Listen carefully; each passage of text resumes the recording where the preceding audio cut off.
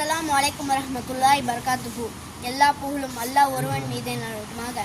நபிகள் நாயகம் ஸல்லல்லாஹு அலைஹி வஸல்லம் அவர்கள் மீதும் அவர்களின் தோழர்கள் மீதும் நாதாக்கள் நல்லோர்கள் மீதும் அல்லாஹ்வின் அன்பும் அருளும் என்றென்றும் நடக்குமாக. ஆமீன். எனது பெயர் ஹஃபீஸுர் ரஹ்மான். நான் சென்னை பனியூர் மஸ்ஜிதுன் நபவி மதரசாவில் ஓதிக்கொண்டிருக்கிறேன். நான் 9ஆம் வகுப்பு படித்துக் கொண்டிருக்கிறேன். நான் பேச வந்த தலைப்பு மஸ்ஜிதுகளின் சிறப்புகள். அன்பிற்கினி அல்லாஹ்வின் நல்லடியார்களே, உலகில் மிக சிறந்த இடங்கள், அல்லாஹ் தஆலாவிற்கு மிகவும் பிடித்தமான இடங்கள் மஸ்ஜிதுகள் தான். பள்ளிவாசல்கள் மற்ற இடங்களை போன்றதல்ல. மஸ்ஜிதுகளில் இருக்கும் பொழுது நாம் ஒழுக்கம் பேண வேண்டும். மஸ்ஜிதுகளில் பேண வேண்டிய ஒழுக்கம் ஏராளம் உள்ளன. அவைகளை பேணி நடக்கும் போதுதான் முழுமையான பலன்களை அடைய முடியும். முதலாவது, வீட்டில் ஒது செய்துவிட்டு கம்பீரத்துடன் வேகமின்றி அமைதியாக மஸ்ஜிதிற்கு வர வேண்டும். 2, பூண்டு, வெங்காயம், சிகரெட் போன்றவற்றை உபயோகித்தவர் அதன் துருவோடை செல்வதற்கு முன் மஸ்ஜிதுக்குள் நுழையக்கூடாது. 3, பகுத்தறிவு பெறாத 7 வயது கீழ் உள்ள சிறு பிள்ளைகளையும் மனநல பாதிக்கப்பட்டவர்களையும் மஸ்ஜிதுக்கு அழைத்து விடக்கூடாது. 4, வலது காலை மஸ்ஜிதுக்குள் வைத்து நுழைய வேண்டும்.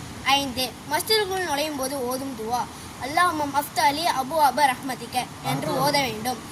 6, மஸ்ஜிதுக்குள் நுழைந்தவுடன் 2 ரக்காத் தஹியத்துல் மஸ்ஜித் தொழுது கொள்ள வேண்டும். 7, ஈத்திகாஃப் நியத் செய்து கொள்ள வேண்டும். 8, தொழுபவர்களுக்கு இடைஞ்சல் ஏற்படாத வண்ணம் திக்ரு மற்றும் குர்ஆன் ஓதுதல் போன்ற அமல்களில் ஈடுபட வேண்டும். 9, மஸ்ஜிதுகளை தூய்மையாக வைத்துக் கொள்ள வேண்டும். 10, மஸ்ஜிதுகளை நறுமணமாக வைத்துக் கொள்ள வேண்டும். 11, சஃப்புகளை நேராகவும் நெருக்கவும் ஆக்கிக் கொள்ள வேண்டும்.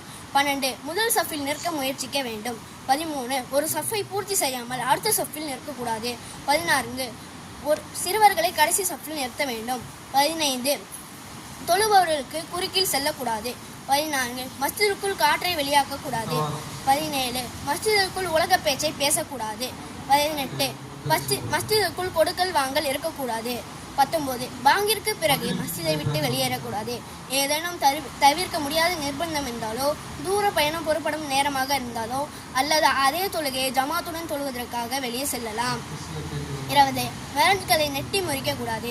21, மஸ்ஜிதுகளின் சண்டை சச்சரவு செய்வதையும் சத்தமிட்டு பேசுவதையும் நபி ஸல்லல்லாஹு அலைஹி வஸல்லம் அவர்கள் வன்மையாக தடுத்துள்ளார்கள். 22, மஸ்ஜிதுக்குள் தண்டனை வழங்குவதும் ஆயுதங்களை ஏந்துவதும் கூடாது. 23, வேறு இடத்தில் தோழ்ந்து போன பொருட்களை மஸ்ஜிதில் வந்து அறிவிப்பு செய்யக்கூடாது. 24, மஸ்ஜிதில் எச்சையையும் சளியையும் துப்பக்கூடாது. 25, இடது காலை வெளியே வைத்து மஸ்ஜிதை விட்டு வெளியேற வேண்டும். 26, மஸ்ஜிதை விட்டு வெளியேறும் போது பிஸ்மில்லாவையும் நபி மீது ஸலவாத்தையும் வஸ்ஸலாமு அலா ரசூலுல்லாஹ் என்று கூற வேண்டும். 27, மஸ்ஜிதை விட்டு வெளியேறும் போது அல்லாஹும்ம இன்னி அஸ்அலுக மின் ஃபதுலிக்க என்று ஓத வேண்டும். 28, மஸ்ஜிதை விட்டு வெளியேறும் போது விரைவில் திரும்பவும் மஸ்ஜிதுக்கு வர வேண்டும் என்ற எண்ணத்தில் வெளியேற வேண்டும். கண்ணியத்திற்குரிய அல்லாஹ்வின் நல்லடியார்களே, அல்லாஹ் தஆலா குர்ஆனில் கூறுகிறான், வஅன்ன மஸாஜிதுல்லாஹி ஃபலா ததுஉ மஅல்லாஹி அஹத.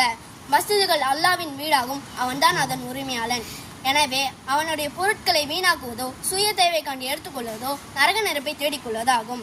எனவே அல்லாஹ்வும் ரசூலும் எவ்வழியில் வாழ சொன்னார்களோ அவ்வழியில் வாழ்ந்து அவனது அன்பையும் அருளையும் பெறுமாக. வாஹிருதான அல்ஹம்துலில்லாஹி ரப்பில் ஆலமீன். அஸ்ஸலாமு அலைக்கும் வரஹ்மத்துல்லாஹி வபரகாத்துஹு.